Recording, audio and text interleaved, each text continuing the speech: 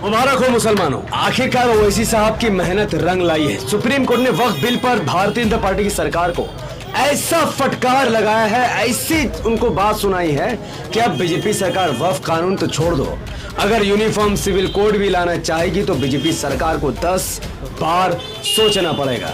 तो ये मुसलमानों की बहुत बड़ी जीत, संविधान की जीत और भारत के लोगों की जीत है, उन लोगों की जो संविधान के लिए जीते हैं और देश के लिए जीते हैं।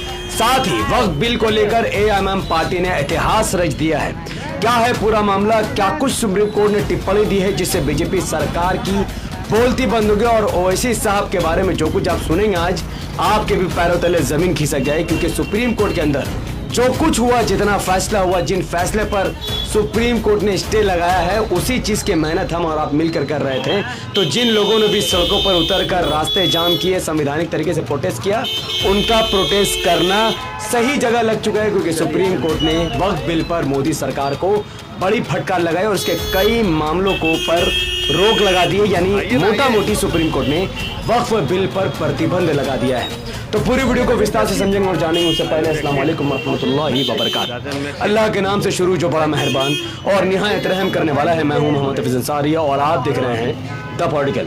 आज से 8 महीने पहले 8 अगस्त 2024 को भारतीय जनता पार्टी के मंत्री किरण रिजिजू ने लोकसभा के अंदर वक्फ अमेंडमेंट बिल 2024 को पेश किया, जिसके बाद असदुद्दीन ओवैसी साहब समेत कई भारत के बड़े नेताओं ने इसका विरोध किया, जिसके बाद भारतीय जनता पार्टी ने इस बिल को वापस नहीं लिया, बल्कि इसमें और ज्यादा सुझाव जोड़ने के लिए, मुसलमानों को जो आपत्ति है वो सुनने के लिए ज्वाइंट पार्लियामेंट कमेटी बनाकर उसे वहां पर भेज दिया।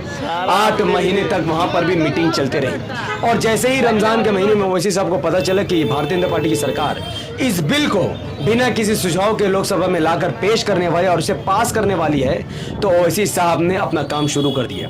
असदुद्दीन ओवैसी साहब ने सबसे पहले रमजान के महीने में दिल्ली में 17 मार्च 2025 को दिल्ली में धरना दिया और साफ तौर पर देश को बताया कि यह बिल संविधान के खिलाफ है और ये हिंदू और मुसलमान सबको साथ आना पड़ेगा।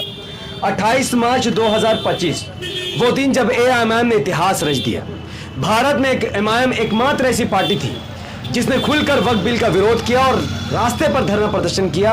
एआईएमआईएम के अलावा दूसरी कोई पार्टी भारत में ऐसी नहीं थी जिसने वक्फ बिल के खिलाफ विरोध किया, और यह विरोध वेस्ट बंगाल एआईएमआईएम की टीम ने कोलकाता के राजा बाजार की सरजमीन में किया। उसके बाद 2 अप्रैल 2025 को यह बिल भारतीय जनता पार्टी की सरकार पार्लियामेंट में पेश करती है, और इस बिल के पास होने से पहले ही असदुद्दीन ओवैसी साहब ने इस बिल को फाड़ दिया, ये कहते हुए कि यह संविधान के खिलाफ है, यह देश के खिलाफ है।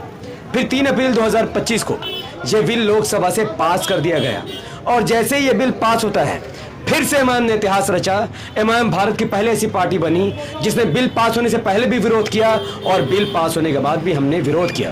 वेस्ट बंगाल के कोलकाता के राजा बाजार की सरजमीन पर ममता बनर्जी की पुलिस से लोहा लेते हुए हम लोगों ने इस बिल के खिलाफ विरोध किया, एहतजाज किया, और एआईएमआईएम के झंडे तले भारत के संविधान के आइन को देखते हुए हम लोगों ने विरोध किया। आखिरकार ये बिल पास हुआ, और अब 16 अप्रैल 2025 जब यह मामला सुप्रीम कोर्ट में गया, क्योंकि ओवैसी साहब सबसे पहले ऐसे व्यक्ति थे जिन्होंने इस मामले को सुप्रीम कोर्ट तक उछाला और सुप्रीम कोर्ट से यह न्याय की मांग की कि यह बिल संविधान के खिलाफ है। आखिरकार सुप्रीम कोर्ट में 16 अप्रैल 2025 के दिन ये जो पूरा केस था, इसका टाइटल था